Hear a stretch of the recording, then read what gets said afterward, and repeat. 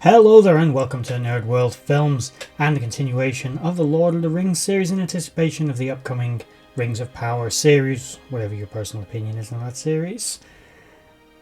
This episode is about the Uruk Hai, and I know I already did an episode on the orcs, but I wanted to do a specific one on the Uruk Hai as they're kind of an orc subspecies.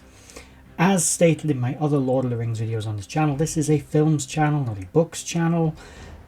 And there are plenty of great people out there doing reviews of Tolkien. The Broken Sword would be one example I can think of. Fantastic channel, really recommend it, check it out. But I'm focusing on the movieverse, and as a result, the Uruk Hai that we see from the Peter Jackson fantastic movies. Before we get started, please like, share, subscribe and comment down below. And also I should point out that I also now have a Patreon to help me support in the development of my various franchises of channels I'm developing, as well as various other things, and that is linked in the description below if you feel the need and feel like you can support. It is down there, and there's also some merch on Patreon for anyone that does £5 or more per month. I thought I'd mention that, as difficult as it was, but that out of the way, let's get started on the Uruk Hai. Now, of course, the Uruk Hai in the Peter Jackson movies were created not by Sauron, but by Saruman. I know this is a departure from the books. As people keep pointing out, the Rings of Power series is an adaptation. It is making changes to Tolkien's work to adapt it to the TV series. I'm not going to particularly comment on that right now because it seems to be a very divisive subject amongst the fans. I think that's a bit of an understatement on the subject. But that's not really what we're here for. Peter Jackson also had to adapt it for the films. Now, of course, it is hard to translate a book into a structured narrative that makes sense for movies sometimes. Now, I know in the books, the Uruk Hai's origins are a little different. But in this film, they seem to come from Saruman's works, from his conjurings. As best as we can tell, the Uruk Hai spring from the ground, fully grown, aggressive, and dangerous.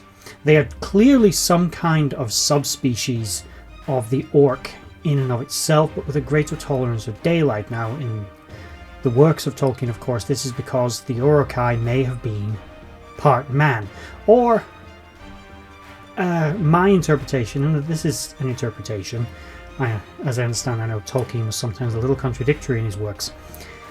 I always thought that they were possibly, yes, they were definitely split with an orc, but I thought they were like the Sauron equivalent of made in mockery of man. Because all the other creatures of Middle-earth have in mockery of orc, in mockery of elf, ogre in mockery of ent, etc. So it kind of makes sense that there would be in mockery of man. And how exactly he created them is weird, who knows? He's a wizard, it was Saruman, we kind of have to take it for granted that he knew how to create these things. Something that he was doing in those pits, some dark conjurings led to their creation, and you get the Uruk Hai. The Uruk Hai themselves are easily as tall as a man, but are slightly bigger than the average man. They are very muscular, they are fast, they have a great deal of stamina as well. They can run all day at high speed without necessarily having to rest and stop as often. They also seem to be able to go without food or other nourishment for longer than their orc cousins. Most important, as I said, they have a greater tolerance for daylight.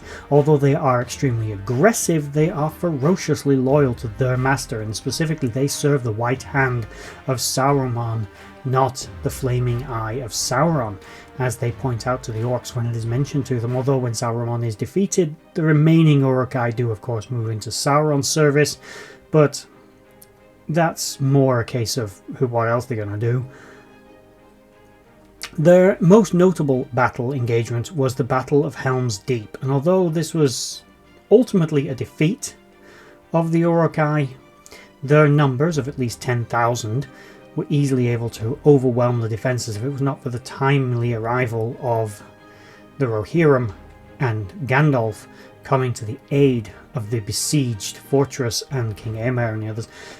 Then the Uruk Hai probably would have won and killed every man, woman and child in that fortress. The Uruk Hai are very impressive. As Gimli puts it, the shields are broad and their swords are sharp. They're not the same as some random rabble of orcs. They're much tougher, more sturdy soldiers, and notably again, they can move around in the daylight without it really bothering them as much. They're not weakened by it like orcs are. Because orcs technically are not vampires, they can move around during the day, it weakens them. They don't like the sun. The Uruk-hai don't, it's not bothered, or at least not as bothered.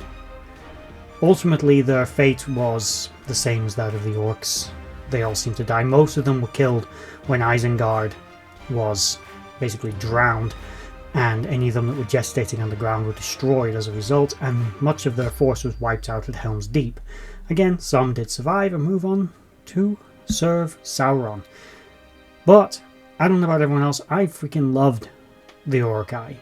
And they gave us a very memorable Sean Bean death, and that's always a positive. Sorry, Sean Bean, but it is. Come on, it's what you do in your films. He's like, it's the one thing we can all predict when you're in a film. How's he going to die in this one? And he went down pretty epically as well, I should point out. We should all agree. Boromir was a pretty awesome character. His story in the books and everything's obviously a little more deep. But all the same, going down like he did at the hands of the Uruk-hai, he took several of them with him. Hell of a warrior. So there we have the Uruk-hai of the movies. And again, just to touch on the Rings of Power series, why don't you all let me know in the comments below if you're watching this, if you're actually looking forward to the show. And I'll be honest, I am looking forward to it because I want to give it the benefit. I want it to be good. I want to give it the benefit of the doubt. I don't like to prejudge things. I do have my reservations. And I share a lot of the concerns that a lot of other YouTubers have said, but at the same time, I'm getting more story in the world of Tolkien, and the Peter Jackson trilogy is a contender for the greatest trilogy of all time and the greatest story ever, one of the greatest stories ever told. Now, it is, of course, a reinterpreting of a story that was already told, but it was certainly, from a cinematic art form, one of the greatest trilogies of movies ever created. It's up there easily with Star Wars. It may even surpass it considering what Disney's done to Star Wars now. But, with that said, this is the end of the video. And please like, share, subscribe, comment down below. Let me know what you think about the Uruk-hai. Whether you agree with the Lord of the Rings films genuinely being great. Do you actually prefer The Hobbit? You'd be one in the minority, I think, on that one. And are you really looking forward to the Rings of Power series? And if you are, what are you looking forward to? And what are you concerned about? At some point I may touch on that, but it'll probably be on my other channel. With all that said, from me, Lord, in the video, thank you for watching, and bye-bye.